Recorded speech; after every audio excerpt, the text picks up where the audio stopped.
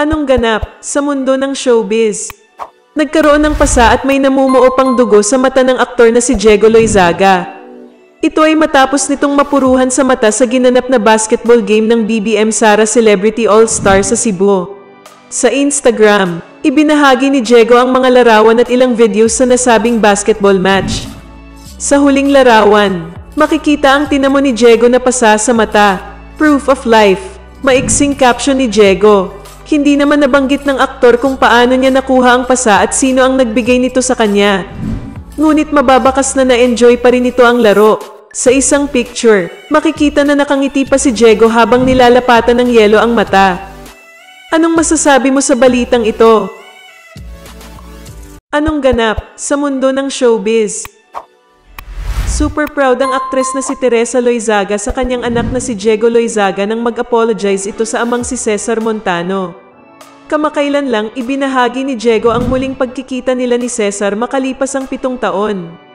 Sa kanyang post ay sinabi niya na, 7 years is a long time for a son not to see his father.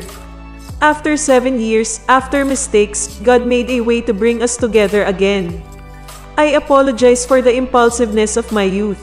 If we could take back the words and the distance and the time wasted, I would. Sa comment section ng nasabing post ni Diego ay nagkomento ang kanyang ina. Ayon kay Teresa ay proud siya sa kanyang anak. You make me proud, son.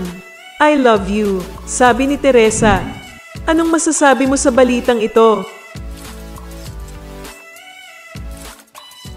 Anong ganap sa mundo ng showbiz?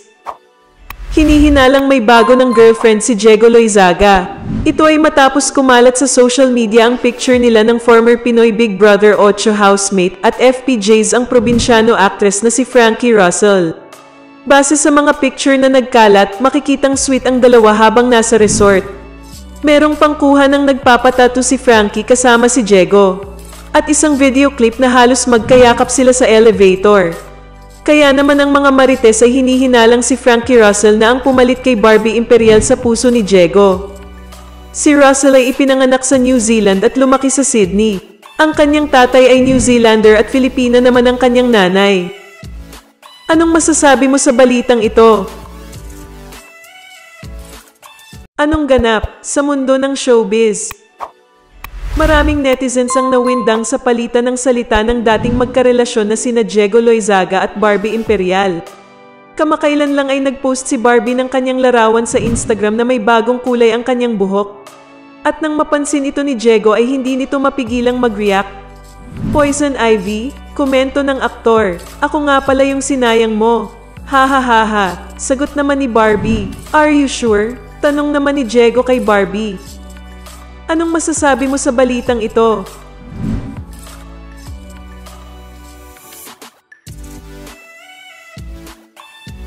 Anong ganap sa mundo ng showbiz?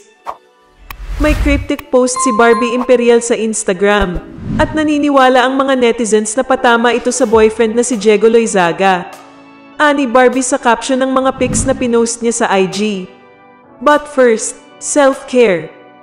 Matapos ang kanilang first anniversary bilang magkarelasyon nitong ika-12 ng Disyembre, wala nang post si Barbie kay Diego.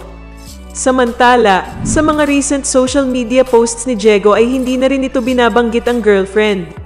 Sa kasalukuyan ay nagbabakasyon sa US ang aktor. Umalis siya ng Pilipinas bago ang pagtatapos ng taon.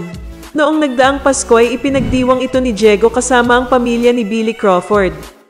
Hindi rin nakita ang anino roon ni Barbie. So, hiwalay na nga ba talaga ang dalawa? Anong masasabi mo sa balitang ito? Anong ganap sa mundo ng showbiz? Idineklara ng young actor na si Diego Loizaga na isa siyang Marcos loyalist. Sa Thanksgiving party ng mga BBM supporters nitong Independence Day, inanunsyo ni Diego na matagal niyang inasam na maglingkod sa pamilya ni incoming President Bongbong Marcos.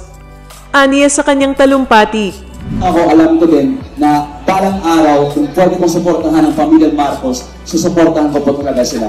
At dumating po yung oportunidad na yun at kinuha ko po yun at salamat sa Diyos binigyan niya akong oportunidad na gampanan si Presidente Bongbong Marcos sa isang role at sa isang pelikula. So, I'm happy, I'm thankful to be part of this family. Tawagin niyo po akong loyalist po. Maraming salamat.